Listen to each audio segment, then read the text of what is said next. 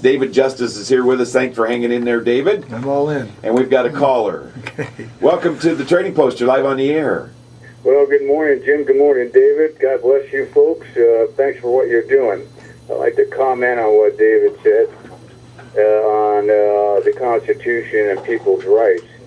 David's absolutely correct. The Constitution is written not to be interpreted. It is to be applied. And it's to be applied for the government to stay within the bounds and the guidelines of the Constitution. It can't sway off of it. So when people talk about rights, they need to look at issues on what the government is doing that is usurping the Constitution. In other words, changing it so they don't have to abide by it. The people's rights are covered in the Bill of Rights and unwritten throughout the Constitution. So it's not a matter of people calling in and worrying about their rights that they should be worried about. They need to apply the Constitution. For instance, our Social Security is controlled and amended by British courts, by the British Crown. And that's just the tip of the iceberg. They are usurping the Constitution for their own corporate desire. Okay. Anyway, I better go before I get too long-winded. Okay, well, I appreciate you calling. Thank you much. Good call. Anything, goodbye. Talk to you later. Okay, good call. You know, I'm sitting here thinking while he's saying that, and I don't want to go by the Constitution. It may not apply to me because it may not give me the answer I want. That's basically what we're talking about. That's the self-interest that I was referring to. You know, if we want to employ the government as our own personal bully, which is what has been happening, you know, through decades, is personal self-interest. People vote their pocketbook. We're using the government to promote an agenda that is not American. And, you know, you get enough people, you get a collective move in the same direction, and this collective becomes very dangerous because they then begin to manipulate the powers of the government for self-interest. Lobby groups, corporations, unions. And so the government was never intended to be someone's personal champion.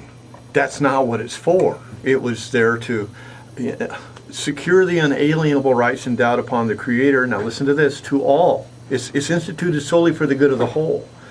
So to use the government for private, personal self-interest, selfishness, as a bully, to beat up on those that don't agree with us, this is, the Republicans get into power, and now the Democrats are afraid of the Republicans holding power. And the Democrats get in power, and the Republicans are afraid of the Democrats holding power. And now it becomes a ping-pong match back and forth. We've lost our understanding of the real objective of government. These guys are not our bullies to beat up on somebody in our behalf. Now, you asked a question I want to go back to before the break. How do you cut off the head? It was. Do you cut it off or do you slim her down? Well, Buckminster Fuller. Did I say that name right? I think. He was of the impression that we shouldn't throw off a government. End of subject. He was of the position that we need to build something new and then let the new throw off the old. So if we're going to move into a new paradigm, we really need to define the paradigm that we're moving into. And so the bottom line is, again, personal self-control. If we really want liberty, we've got to accept the responsibility that comes from liberty. If the people really want to be sovereign, and they really are sovereign, they need to act like that. You know, being sovereign is a huge responsibility. Because the body politic of the people is the sovereign, the most important duty incumbent upon these people is to get along with each other. But we've forgotten how to do that. And so we can't be throwing something off. Nature abhors a vacuum. If we throw this off without having something to replace it, then we're going to end up with something worse than what we started with. If we look to cutting off the head, we need to starve it by not cooperating with it. But if we're not going to cooperate with it, we better have a backup plan to how to get along in a community without government subsidies and assistance. A plan and also an understanding what that means.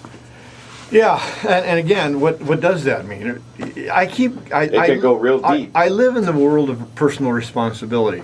You know, if you were to just whittle me down to my bottom line, I'm responsible for me. I'm responsible for my wife. I'm responsible for my children. I'm responsible, and I'm self-governed, and so I recognize the restraints. And what happens when two sovereigns meet within the body politic? Diplomacy or war? So if we're, Jesus said, consider the needs of others as more important than our own. This is a fundamental principle of liberty. I've got to be looking after your interests, Jim. I've got your back. If I'm championing your rights more than mine, and you go out and you're championing other people's rights, then we don't need the government to look after that because we're doing it ourselves. What are some of we talked about roads, for example. Let's come down local for a bit. Let's come because, local. Yeah.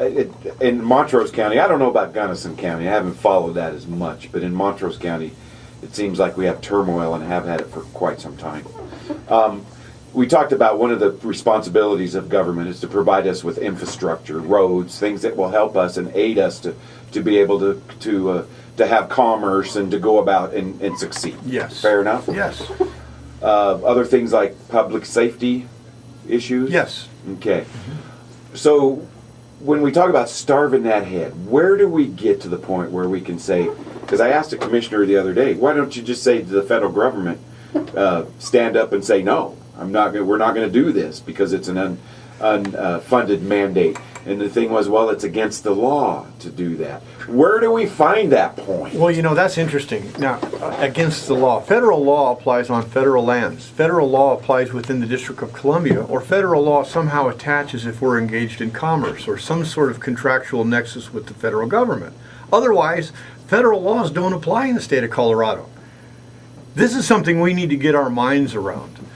There is a United States of America within the District of Columbia, and certain laws are made to govern the United States within the District of Columbia, and the territories and outlying possessions like Puerto Rico, Guam, the Mariana Islands.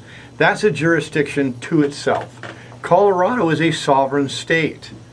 Colorado laws apply within Colorado. When the federal government tries to come in and impose a federal mandate on a state, that if there's not some contractual nexus between the activity and what the government is trying to impose, then the county sheriff, the board of commissioners aren't obligated to abide by that law because that law doesn't apply in Colorado. Now, Sheriff Mack took this particular issue, and it was probably I don't know what the exact issue is, but it was the federal government wanted him to impose and enforce a federal mandate within his county, and he said no.